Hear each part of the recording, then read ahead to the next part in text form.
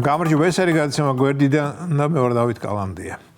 ამხელა ხალხი, გამოცდილი, ფიც ვერცხლ-ნაჭამი, ცეცხლ წყალ, ჰაერ მიწა გამოვლილი ვსხედვართ, უსმენთ და მე ვარჩევთ 25 წლის კინაღამ სიტყვა ლაწირაკი თქვი, მაგრამ მე გამახსენდა რომ ეს არა ამთლად კორექტული ფორმა. მოკლედ უსმენთ 25 წლის ღლაპს სახელად ლევან ნიკოსანიკიძეს და მე ვარჩევ და უკომენტარებთ და მის არსებობას აზრს ვძენთ. სიგიჟე არა ეს. და ამ დროს ის 25 წლის ლევანიკო არა, არც ალექსანდრე მაკედონელი, არც ევარისტ გალუა და არც ნიკოლოზ ვარათაშვილი და რაც თავარია ვერც ვერასდროს მივა იმ დიდ პიროვნებებთან, ვინც საკმაოდ ნორჩ ასაკში მსოფლიოს თავისი სიდიად და არ შემეშინდება ამ სიტყვის გენიალურობა დაანახა. ვიფიქრე დღევანდელ გადაცემას ლევან ნიკოსანიკიძეს მიუძღვნი მეთქი, მაგრამ გამოგიტყდებით და მთელი გადაცემისთვის ლევან ნიკოსანიკიძე ძალიან პატარა ასაკს არ გულისხმობ ამჯერად. თუმცა 25 წელიც პატარა ასაკია იმისთვის, რომ იწანწალო სტუდიებში და ილაპარაკო იმის შესახებ, რის გაგებაშიც არ ხარ, ანუ ცხოვრებაზე.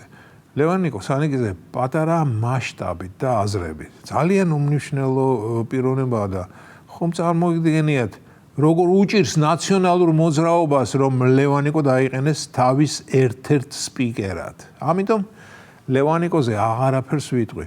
ერთს დავამატებ, რომ მისი ნებისმიერი გამოჩენა ტელეეკრანებზე ჩემში ესპანურ სირცხვილს იწვევს და მახსენდება მამამისი, დიდი და დიადი გუბაზი. აი ვინ იყო მასშტაბური ფიგურა, კაცი ისტორია, კაცი სიმართლე, კაცი გაფრთხილება. დიახ, მისი გამოსვლები ჩემში ახტაცებას თუ არა, პატივისცემას თუ არა, დიად ჯანსაღ სიცილს მაინც იწვევდა და ლევან ნიკო კი მამის ჩრდილიც არა. საერთოდ რა არის ვერ ხვდები. მოკლედ, სანიკიზეები სანამ ეყოლება ნაცებს, ის ნაცები სულ დამარცხებულნი ირბენენ.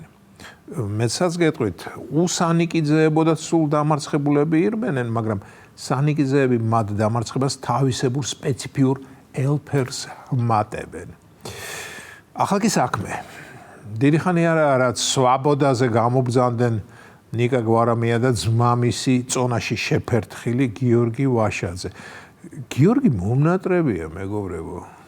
ვახმე რა დრო დამიდგა მე უბედურს. ვაშაძე თუ ოდესმე მომენატრებოდა ვერ წარმოვიდგენდი. რა დეგრადაცია განვიცადე. არა დროა თავს მივხედო და ისევ დავიწყო გამოფენებზე, ზოოპარკში, ბალეტსა და საორღანო მუსიკის კონცერტებზე სიარული, თორემ ჩემი ასეთი სულიერი გამოფიტულობა აღარ მომწონს. სულიერ გამოჯანსაღებაზე სხვა დროს ვილაპარაკოთ და ეს ორი პერსონაჟი, გვარამია და ვაშაძე, გამოვიდნენ მეთქი და შარლის ტოტე ბაკაპიწებულნი კვლავ ჩაერთნენ პოლიტიკურ ყოფა ცხოვრებაში. გვარამიაზე ადრე უკვე მოგახსენეთ, ცოტა ნირწამხდარი მომეჩვენა მეთქი, მაგრამ ნელ-ნელა ის ისევ იკრებს ძალას. თუმცა მაინც რაღაც ნიტოა, მეგობრებო.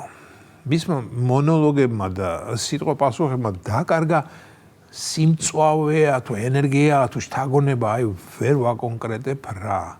წესითა და რიგით მე რომ ჭეშმარიტი პოლიტიკური ანალიტიკოსი ყოფილიყავი, გამადიდებელი შუშით ხელში უნდა გამიანალიზებინა გვარამიას ნებისმიერი გამოსვლა და რაღაც დასკვნა დამედო, მაგრამ ცხოვრება მოკლეა და გვარამიას გამოსვლების დეტალურ შესწავლაზე დიდი დროის ხარჯვა ეს უკვე მარაზმია. მაგრამ ის რაც მესმის, ანუ რასაც ფრაგმენტულად ვისმენ, ესეც საკმარისია, რომ ჩემში ჯანსაღი ბავშვური სიცილი გამოიწვიოს და იწვევს კიდეს.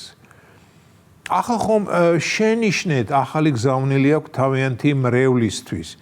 არა სიტყვა მრევლს ამ ადამიანუკების განსაზღვრელად არ გამოვიყენებ. სექტა, დიახ, არის ჯანსაღი ცნება, სექტა. ხო და თავიანთი სექტის წევრებისთვის ახალი გზავნილი აქვს ხელისუფლებაში დასაბრუნებლად ვემზადებითო.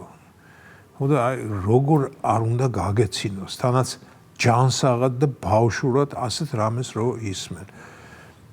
რაღაც მომენტში მეფიქრება, ხომ არ ხუმრობენ მეთქი, მაგრამ მათ გამომეტყველებას თუ დაუკვირდები, მიხვდები რომ ეს ხალხი ძალიან შორს დგას ხუმრობისა და იუმორისგან. არცა გასაკვირი ასე რომ, იმიტომ რომ და ეს უკვე ხშირად მithქვავს და კიდევ ხშირად გავიმეორებ. ამდენ წლიანი პერმანენტული წაგებების მერე კიდევ კარგ ჭკუაზე არიან. სულ აგებენ ტიპები, წაგების მეფეები არიან. ისინი კარგი გამოსაყენებელი იქნებოდნენ სამორინეში. აი მაგალითად ისინი თუ რულეტის წითელზე დადებენ ფსონს, აუცილებლად შავზე უნდა დადო და მოიგებ და პირიქით. ეს ისე ვთქვი, ხუმრობისთვის მე სამორინე არ მიყვარს და ვგმობ ასეთი სახის გართობას. მაგრამ აზრი ესაა, წაგების ოსტატები არიან მეთქი. და ამდენი წელი სულ წაგების რეჟიმში ყოფნა არ მგონია რომ ფსიქიკაზე კარგად იმოქმედებდა. და შედეგიც სახეზეა.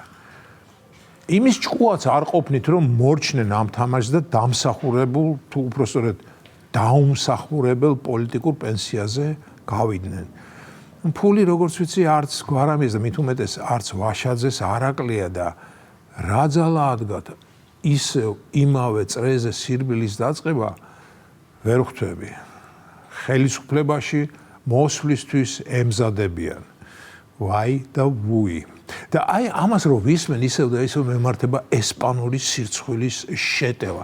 ლამის მალე ესპანურად დაიწყო ლაპარაკი მაგალითისთვის era el programa desde fuera o era David Calandi, რაც ბუღაზისა და ამაღლობელის ენაზე ჟღერ შემდეგნაირად. ეს იყო გადაცემა გვერდიდან და მე ვარ დავით კალანდია. Buenos noches, caballeros.